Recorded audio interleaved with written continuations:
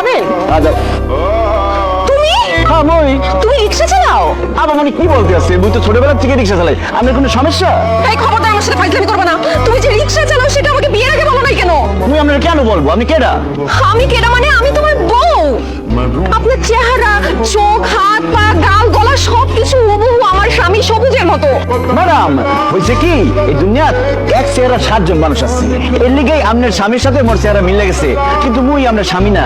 দোস্ত বাদ দে তো, তোমার স্বামী রিক্সা চালাতে যাবে কেন? এইটা তো স্বামী না, চল তো। আচ্ছা ভাই আপনি একটা শার্ট খুলেন, কারণ আমার স্বামীর বুকের মধ্যে একটা জন্ম দাগ আছে, কালো দাগ। সেই দাগ যদি আপনার বুকের মধ্যে না থাকে তাহলে আমি বিশ্বাস করে নিব আপনি আমার স্বামী না। এনা ধরবো না, আমার ধরবো না সাহেব, খবরদার ধরবেন না। দোস্ত কালো দাগ তো সত্যি সত্যিই আছে। এই সত্যি করে বলেন তো আপনি কে? ঘরে যখন পড়ে গেছি আর মিথ্যা কথা বলবো না শান্তি, আমি সবুজ তোমার স্বামী। আমার চাকরি চলে গেছে তো, তাই রিক্সা চালাইতেছিলাম, কি আর করবো বলো। ছি শান্তি, ছি, তুই একটা রিক্সাওয়ালাকে ভালোবেসে বিয়ে করছো? তুই এত সুন্দর একটা মেয়ে, ভার্সিটির সব ছেলে তোকে পছন্দ করতো, আর তুই রিক্সাওয়ালার সাথে সংসার করতে। আমি তো তোর মতো দেখতে এত সুন্দর না, তারপরেও আমার জানা সরকারি চাকরি। আল্লাহ, তোর রুচি এত খারাপ, তোর স্বামীর পরিচয় জানার তো লজ্জায় আমারই মাথা হেঁটে যাচ্ছে। তোর সাথে আমি আর কোনো সম্পর্ক রাখবো না, কারণ আমার জামাই সরকারি চাকরি করে, তোর সাথে সম্পর্ক রাখলে আমার কোনো মান সম্মান নেই। রিক্সাওয়ালার বউ রিক্সাওয়ালার সাথেই থাক। রিক্সাওয়ালাকে আমি বিয়ে করছি না, এটার একটা ভিত করতেই হবে। এই শান্তি, কি হয়েছে? কানাকাটি করতেছিস কেন?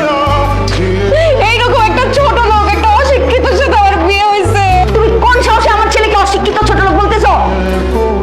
অশিক্ষিত ছোট লোক বলতেছি কারণ সে রিক্সা চালায়। এখন আপনি বলেন, ও যদি অশিক্ষিত না হইতো তাহলে কি রিক্সা চালাইতো? সিসি কি বলে? হ্যাঁ, আমার ছেলে রিক্সা চালাবে কেন? এইটা আমি বিশ্বাস করি না।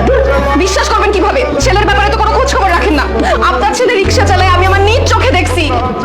চুপ করে দাঁড়ায় আছো কেন? গুণধর মায়ের গুণধর সন্তান, বলতেছো না কেন যে তুমি রিক্সা চালাও? হ্যাঁ বাবা, শান্তি ঠিক কথাই বলেছে, আমি রিক্সা চালাচ্ছি। এবার আমার কথা বিশ্বাস হলো তো শাশুড়ি আম্মা যে আপনার ছেলে রিক্সা চালায়? এবার বুঝছেন আমি যে আপনার ছেলেকে ছোট লোক বলছি, অশিক্ষিত বলছি, এমনি এমনি বলি নাই। সে আসলে অশিক্ষিত, আসলে একটা ছোট লোক। ছি ছি ছি ছি, ওর ভাবতেই অবাক লাগছে, আমার মেয়ের জামাই রিক্সা চালায়। আপনাদের কোনো মান সম্মান না থাকতে পারে, কিন্তু আমার তো মান সম্মান আছে। বাইরে যদি জানাজানি হয়ে যায় যে আমার মেয়ের জামাই রিক্সা চালায়, তাহলে আমার মান সম্মান কিছুই তো থাকবে না, আমি মুখ দেখাতে পারবো না। শান্তি, এই জন্যই আমি তোকে বলেছিলাম প্রেম করে বিয়ে করিস না, কিন্তু তুই তো আমার কথা শুনলি না। বাবা, আমার অনেক বড় ভুল হয়ে গেছে।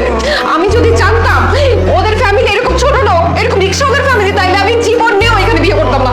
বাবা, এখন আমি কি করব? যাই করো শান্তি, আমার সংসারটা ভেঙে তুমি চলে যাও না।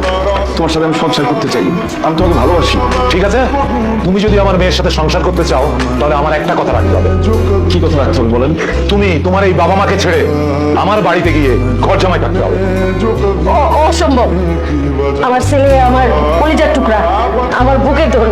আমার ছেলে এই বাড়িতে আমগরে কোনো হানে থাকবো না। ঘর জামাই যাওয়ার তো প্রশ্নই হবে না।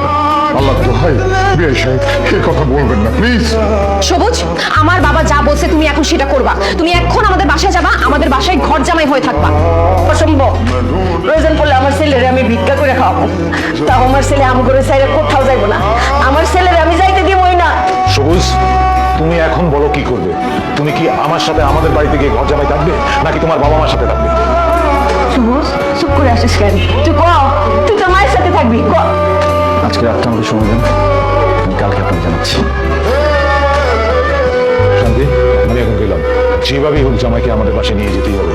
তুই জামাইকে রাজি করা, আমি কাল সকালে আবার আসবো, তোকে আর জামাইকে নিয়ে যাবো। যা, একটা গুছিয়ে